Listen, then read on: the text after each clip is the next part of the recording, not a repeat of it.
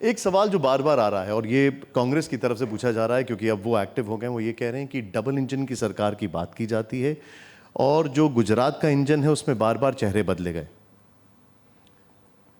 देखिए, ये बिल्कुल गलत प्रचार है। कांग्रेस के मुख्यमंत्रियों का एवरेज सत्ता में रहने का समय निकाल दीजिए और भारतीय जनता पार्टी का निकाल दीजिए, हम उनसे 3 गुना ज़्यादा है। और जहाँ तक गुजरात की बात है, नरेंद्र भाई लंबे समय तक मुख्यमंत्री रहे, भाजपा ने कभी नहीं बदला। नरेंद्र भाई के बाद आनंदीबेन आई, हमारे यहाँ 75 साल का एक परंपरा बना हुआ है। आनंदीबेन 74 साल और 10 महीने तक शासन की। उसके बाद विजय रूपानी आए, उन्होंने भी अपने 5 साल पूरे किए।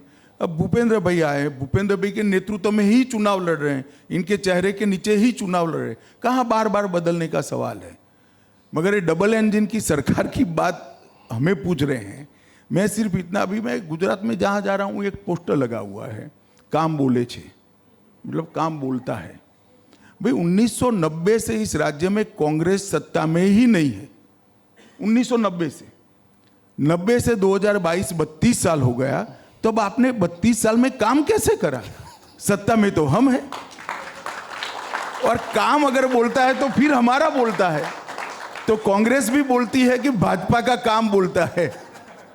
उनका नारा ही बताता है कि भाजपा की डबल इंजन की सरकार ने अच्छा काम किया है, उनका ही नारा बताता है। वो कहते हैं इंडस्ट्रियल डेवलपमेंट बहुत हुआ। तो 90 के बाद तो आप सत्ता में हो ही नहीं। घर घर बिजली पहुंचा, आपके वक्त तो अंधेरा था। गांव में 7 घंटे में बिजली पहुंचती थी। शांति का शासन किया, तो आपके वक्त में तो 365 दिन में से 250 दिन कर्फ्यू रहता था।